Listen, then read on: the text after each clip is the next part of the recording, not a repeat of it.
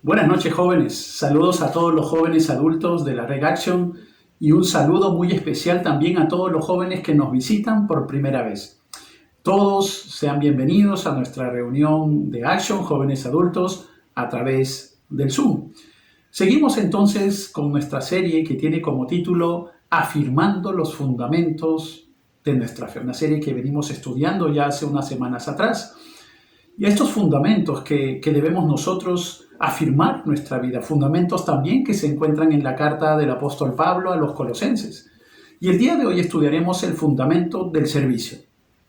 Ahora, joven, ¿te has dado cuenta que nuestro mundo se ha convertido en una institución grande, impersonal y muy ocupada? El hecho de buscar satisfacer nuestras necesidades ha ocasionado que hoy le dediquemos más tiempo al trabajo y por ende nos hemos ido alejando más y más de la necesidad de los demás. Esto significa, en otras palabras, que estamos perdiendo la oportunidad de ayudar a otros en su necesidad. Estamos mirando más nuestra necesidad y suplir nuestra necesidad, afanados en ello, pero hemos dejado por eso de mirar la necesidad de los demás. Nos hemos ido olvidando poco a poco que nuestro Dios nos creó para servir. El apóstol Pablo lo dijo bien claro en Efesios capítulo 2, verso 10. Porque somos hechuras de Dios, creados en Cristo Jesús para buenas obras, las cuales Dios dispuso de antemano a fin de que las pongamos en práctica. Mis hermanos jóvenes, hemos sido creados para aportar algo, hemos sido creados para sumar. No hemos sido creados solo para consumir nuestros recursos, solo para consumir nuestros alimentos y ocupar un espacio. No, tú y yo hemos sido creados para añadir vida a la tierra y no para quitársela. En otras palabras, fuimos creados para servir a Dios. Y ejemplo de ello nos dio nuestro Señor Jesucristo. Claro, Él vino para servir. Marcos capítulo 10, verso 45 nos dice: porque el Hijo del Hombre no vino para ser servido, sino para servir y para dar su vida en rescate por muchos. Cristo, jóvenes, vino para servir y para dar. Y nuestro Dios está empeñado en desarrollar en su pueblo ese mismo servicio que Cristo mostró. El mismo carácter de Cristo debe ser forjado en nosotros. Por eso nosotros también debemos ser debemos ser llevados al servicio. Por todo ello es que el apóstol Pablo nos hace a todos un llamado muy especial en Gálatas capítulo 5, verso 13. Servíos por amor los unos a los otros. Cualquiera que sea tu trabajo o carrera, estamos llamados al servicio cristiano en tiempo completo. Como dice el dicho, el que no vive para servir, no sirve para vivir. O como lo dijo un pastor, el que no sirve, no sirve. El creyente está llamado al servicio. Y el apóstol Pablo, en el pasaje leído de Colosenses capítulo 1, nos habla acerca de su ministerio y lo hace con el propósito de afirmar su autoridad y credibilidad ante los falsos maestros que estaban en la iglesia de Colosas. Era indispensable entonces defender su autoridad al hablar en nombre de Dios. De lo contrario, los falsos maestros habrían considerado sus palabras solo como su opinión personal. Es por ello que habla acerca de su servicio. Y al hablar de su ministerio, Pablo nos va a mostrar 7 aspectos importantes acerca del servicio cristiano que nunca debemos olvidar. 7 aspectos, joven, que tú debes considerar en tu vida cristiana y debes llevarlo a la práctica. Anótalos, por favor, anótalos. Primero, el servicio es motivo de gozo. Pablo comienza en el verso 24 diciendo: ahora me gozo en lo que padezco por vosotros. Aunque servir a Dios es duro, mis hermanos jóvenes, es exigente y hasta desafiante, y eso no me vas a dejar mentir aquellos que están sirviendo hoy día en nuestra red. Sin embargo, nunca fue planificado por Dios para convertirse en una carga pesada. La actitud gozosa de Pablo al servir debe estar presente en el espíritu entonces de cada cristiano. El verbo me gozo que usa Pablo aquí está en tiempo presente, lo cual habla de que Pablo se gozaba constantemente al proclamar el evangelio y ver también los resultados en la vida de los hermanos de la iglesia. Pero qué triste es lo que sucede hoy con muchos cristianos. y aún hasta con pastores que han perdido el gozo de servir a su Señor. Cumplen con sus responsabilidades, pero lo hacen de mala gana.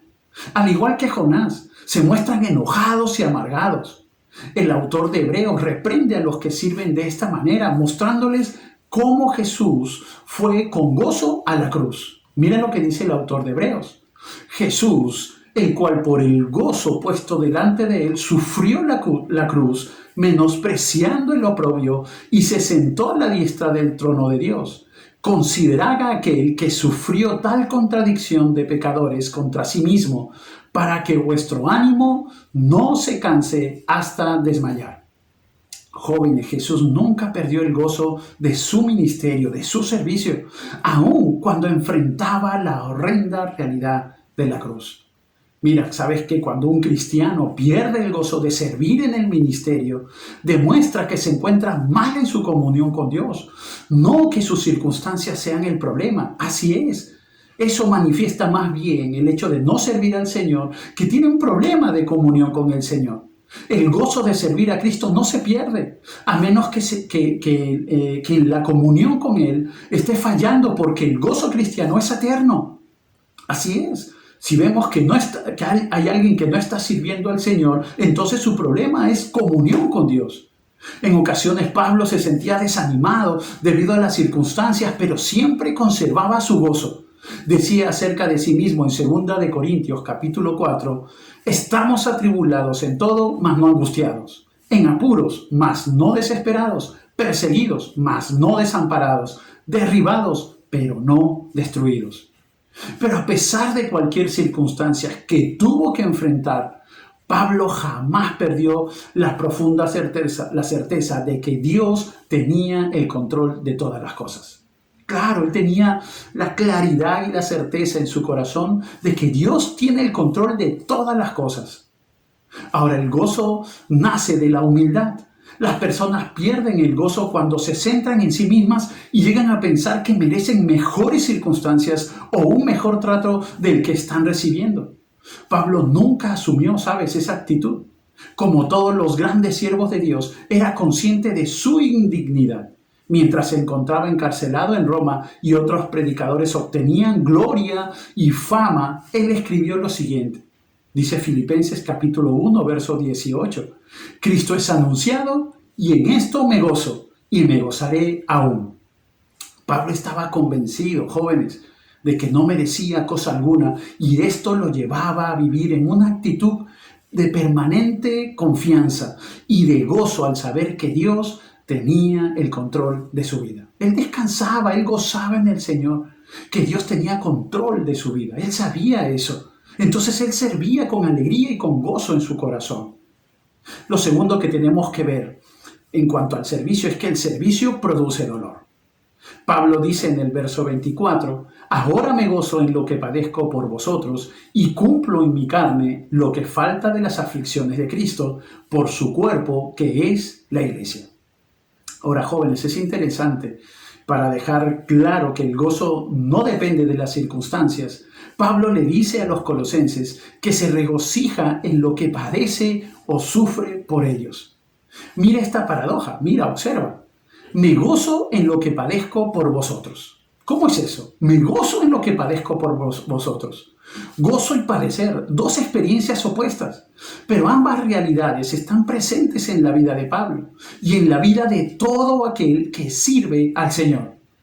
No olvides que Pablo está en la cárcel al momento de escribir esta carta, pero Pablo podía regocijarse a pesar de su encarcelamiento, porque siempre se vio a sí mismo como un prisionero de Jesucristo. No del Imperio Romano, no, él era prisionero de Cristo. Por eso cuando Pablo le escribe a Filemón, se identifica así, Pablo, prisionero de Jesucristo. El que sirve, joven, va a experimentar dolor, pero se goza porque sufre por la causa de Cristo Jesús. Eso trae gozo, porque sufrimos por la causa de Cristo. Pablo mismo le dice a los colosenses en el verso 24, y cumplo en mi carne lo que falta de las aflicciones de Cristo por su cuerpo, que es la iglesia. Ahora, es decir, Pablo siempre buscó el bienestar de la iglesia de Cristo a través de su ministerio, a través de su servicio. Pero el precio que tuvo que él pagar por ello fue el de sufrir a manos de aquellos que odiaban a Cristo. Y cuando dice, cumplo en mi carne lo que falta de las aflicciones de Cristo, no significaba que el sufrimiento que Pablo experimentaba en ese momento estaba completando el sufrimiento de Cristo para que el perdón de pecados o la salvación sean completos. No, no habla de eso, no se refiere a eso. Como que el dolor de Cristo hay que sumarle nuestro dolor para completar la salvación. No, no está hablando de ello. Lo que Pablo está diciendo es que él está sufriendo lo que Cristo sufriría si estuviera presente en ese momento en la tierra. Pero como no lo está, como Cristo no está presente físicamente, pues Él está en el cielo, los que lo odian se la agarran con aquellos que predican su mensaje, con aquellos que predican su palabra. Ahora, quienes desean representar a Cristo y servirle en la iglesia, tienen que estar dispuestos a sufrir por causa de su nombre. Así es, si mataron a nuestro maestro, entonces ¿cómo no van a odiarnos a nosotros? ¿Cómo no lo van a hacer? Siempre debemos estar dispuestos a sufrir por el Evangelio. 3 jóvenes, lo tercero que debemos ver acerca del servicio es que el servicio se origina en Dios. Pablo dice en el verso 25, de la cual fui hecho ministro según la administración de Dios que fue dada para con vosotros. Ahora, Pablo recalca aquí que fue hecho ministro de la iglesia de Cristo y lo recalca mostrando que el origen de su ministerio fue de Dios. Convertirse en ministro de Jesucristo no es precisamente lo que Saulo de Tarso había planificado en su vida. No, él no había planificado eso. Por el contrario, él quería ser un gran líder del judaísmo. Pablo había sido circuncidado al 8º día, del linaje de Israel, de la tribu de Benjamín, hebreo de hebreos, en cuanto a la ley fariseo, en cuanto a celo, perseguidor de la iglesia, en cuanto a la justicia que es en la ley irreprensible. Es decir, Pablo no se ofreció como voluntario para ser un servidor de Jesucristo, sino que fue llamado por el Señor mismo para servirle. En su camino a Damasco, ¿recuerdas? Él se encontró con el Señor Jesús. Aterrorizado por la majestad de la visión gloriosa de Cristo, lo único que pudo decir fue, ¿qué haré, Señor? ¿Qué haré, Señor? Pablo fue escogido por Dios para su servicio. Él es un mayordomo o administración de todo lo que Dios le ha encomendado. Pero, ¿sabes qué? No solo Pablo, no solo Pablo. Si no fuera por Dios, ¿dónde estaríamos hoy? Nadie nació queriendo ser un servidor de Dios. No, nadie quería ser un servidor de Dios. Pero cuando Dios nos llamó en Cristo, nos hizo sus siervos y ahora tenemos la responsabilidad de administrar o ser mayordomos del ministerio que el Señor nos ha confiado. ¿Qué ministerio Dios nos ha confiado? Puede ser con los niños, puede ser con los jóvenes, puede ser con los jóvenes adultos, con las damas, con los varones, con los matrimonios, tantos ministerios en los cuales Dios ha puesto en nuestra mano.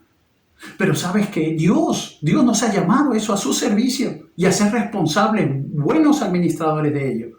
Los dones que Dios nos dio no son para nosotros, son para servir a los demás, son para la edificación del cuerpo de Cristo. Así que Dios nos va a pedir cuenta a cada uno del llamado que nos hizo. Él te va a pedir cuenta.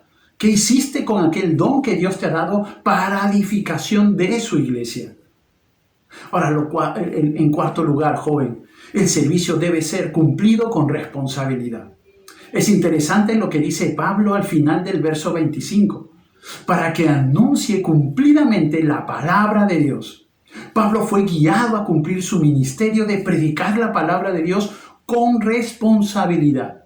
Lo mostró frente a los ancianos de Éfeso en Hechos capítulo 20. Nos dice lo siguiente: pero de ninguna cosa hago caso ni estimo preciosa mi vida para mí mismo, con tal de que acabe mi carrera con gozo y el ministerio que recibí del Señor Jesús para dar testimonio del Evangelio de la gracia de Dios. Y Pablo lo cumplió a plenitud. Así es, Pablo lo cumplió a cabalidad. Cuando se acercaba el final de sus días, exclamó en tono triunfante: he peleado la buena batalla, he acabado la carrera, he guardado la fe.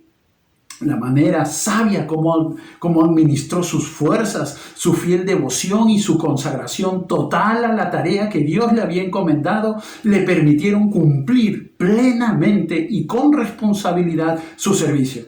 Se propuso hacer solo la voluntad de Dios y nada más que eso, permaneciendo aferrado y firme a su propósito. Dios, tú me has mandado a servir, a ser un predicador del Evangelio, y yo voy a cumplirlo, porque esa es tu voluntad. Dios, jóvenes, te ha llamado al servicio. Allí en el ministerio en el cual te encuentras, cúmplelo con responsabilidad. No trates de hacer muchas cosas a la vez. Aquello que Dios te llamó a hacer, eso hazlo y hazlo bien. Dios nos llamó, no llamó a Pablo a ganar el mundo entero, sino que él hiciera 3 viajes misioneros y fundara las iglesias que él fundó y punto, nada más. Pero su servicio afectó al mundo entero. De igual forma, Dios te ha puesto a servir allí, en ese pequeño lugar, en esa célula, en esa coordinación, en esa supervisión, haciendo videos o desarrollando diseños para la obra del Señor. Así es, Dios te ha mandado que le sirvas a través de ello, a través de tus dones, aquel don que Dios te ha dado. Y quizás nunca llegarás a ser famoso o recibir el reconocimiento de las personas. Pero lo que Dios te encomendó, hazlo bien, con responsabilidad. Y quizás nunca veas la trascendencia de tu servicio a Dios, pero Él se va a encargar de reconocerlo. Ten por seguro en eso. Tú sirve, ama el servicio al Señor. En quinto lugar, joven, el servicio tiene su mensaje. En los versos 26 y 27 nos dice el mensaje que Pablo proclamaba cuando servía. Mira, el misterio que había estado oculto desde los siglos y edades, pero que ahora ha sido manifestado a sus santos, a quienes Dios quiso dar a conocer las riquezas de la gloria de este misterio entre los gentiles, que es Cristo en vosotros, la esperanza de gloria.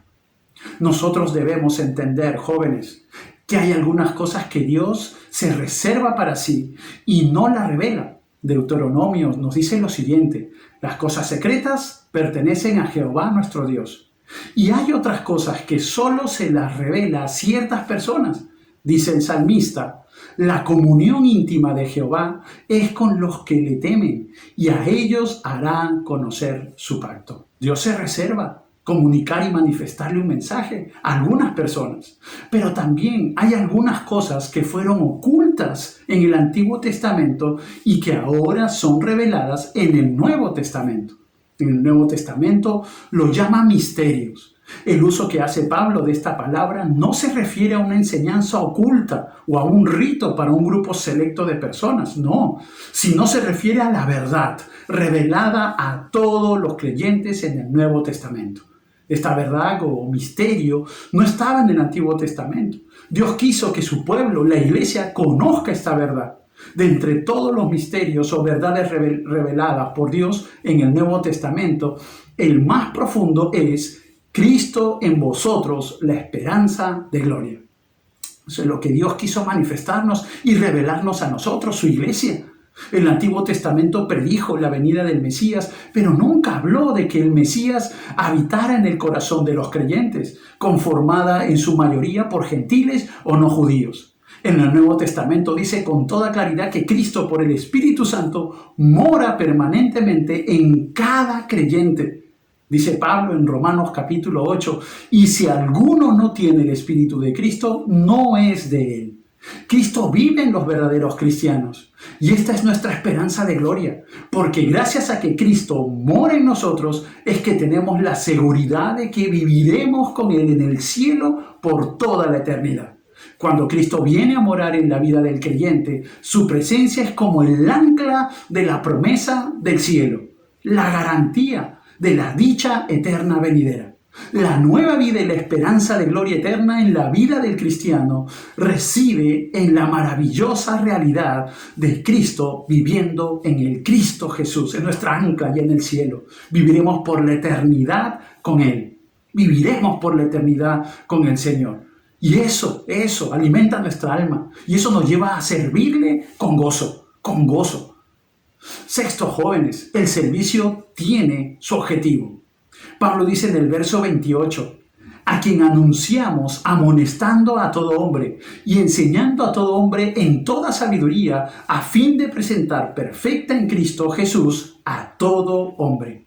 Pablo anunció amonestando, así es, él anunció, él amonestó y enseñó a todo hombre el mensaje que Dios le dio. Esa es responsabilidad de cada creyente, como lo hizo Pablo en Éfeso. Dice Hechos capítulo 20, por 3 años de noche y de día no he cesado de amonestar con lágrimas a cada uno. Esa es responsabilidad de cada siervo de Dios. Pastor, no solo eso es de los pastores, no, esa es tu responsabilidad y mi responsabilidad. Enseñar la palabra de Dios con sabiduría, es decir, aplicando la palabra en nuestra vida diaria, mostrando la palabra en nuestra vida diaria a aquellos que viven alrededor de nosotros. Ahora, ¿cuál es nuestro objetivo al enseñar con fidelidad la palabra en nuestro servicio a Dios? El verso 18 dice, presentar perfecto en Cristo Jesús a todo hombre. Es decir, lograr la madurez de todos los santos, de todos los creyentes. Es el desarrollo de nuestro carácter. Nuestra meta no es tan solo ganar a las personas para Cristo, sino llevarlas hasta la madurez espiritual. La ganamos y la ayudamos, las discipulamos a que crezca en el Señor y que crezca, que madure. Así y solo así estarán en capacidad de reproducir su fe en otros. Que los creyentes sean maduros en Cristo es nuestra meta en el servicio cristiano. No es solo llevar el evangelio, es ayudarlos a que crezcan y de esa manera ellos también compartan a los demás el amor de Cristo Jesús. Ahora, séptimo, jóvenes, el servicio tiene su fortaleza. Y con esto terminamos. Pablo termina esta parte diciendo en el verso 29, para lo cual también trabajo, luchando según la potencia de Él, la cual actúa poderosamente en mí. La palabra trabajo aquí significa en el griego trabajo que lleva al agotamiento. El trabajar para el Señor implica entonces trabajo duro. Si quieres ver resultados en tu ministerio, tienes que trabajar duro, como Pablo, hasta el agotamiento. El éxito en el servicio a Dios, al igual que el éxito en el deporte, se produce como resultado del máximo esfuerzo. Tú quieres tener éxito en tu servicio, esfuérzate al máximo. Ahora, ¿quieres saber cómo servía Pablo? Deja que él mismo te lo pueda contar. Mira lo que dice en 2 Corintios capítulo 11, versos del 23 al 29. ¿Son ministros de Cristo? Como si estuviera loco hablo. Yo más, en trabajos más abundantes, en azotes sin número, en cárceles más, en peligros de muerte muchas veces. De los judíos 5 veces he recibido 40 azotes menos uno. 3 veces he sido azotado con varas, 1 vez apedreado, 3 veces he padecido naufragio, 1 noche y 1 día he estado como náufrago en alta mar, en caminos muchas veces, en peligros de ríos, peligros de ladrones, peligros de los de mi nación, peligros de los gentiles, peligros de la ciudad, peligros en el desierto, peligros en el mar, peligros entre falsos hermanos, en trabajo y fatiga, en muchos desvelos, en hambre y sed, en muchos ayunos, en frío y en desnudez, y además de otras cosas, lo que sobre mí se agolpa cada día, la preocupación por todas las iglesias. ¿Quién enferma y yo no enfermo? ¿A quién se le hace tropezar y yo no me indigno? Mira lo que dice, qué precioso texto bíblico. Pero ¿sabes qué alienta nuestro corazón? Que Pablo podía hacer todo esto según la potencia de Él, la cual actúa poderosamente en mí. Todo su trabajo arduo, jóvenes, y esforzado era posible, ¿sabes por qué? Por el poder de Dios, por ese poder de Dios que se encontraba en su vida. Todo su trabajo arduo y esforzado sería inútil, aparte del poder de Dios actuando en la vida de Pablo. Dios le dio a Pablo la fortaleza para trabajar con empeño en su ministerio. Nada se debía a él mismo, no, todo era obra de Dios. Él llegó a decir en 1 Corintios capítulo 15, verso 10, pero por la gracia de Dios soy lo que soy, y su gracia no ha sido en vano para conmigo. Antes he trabajado más que todos ellos, pero no yo, sino la gracia de Dios conmigo. Así, jóvenes, debemos servir al Señor. Así debemos servir a Cristo Jesús.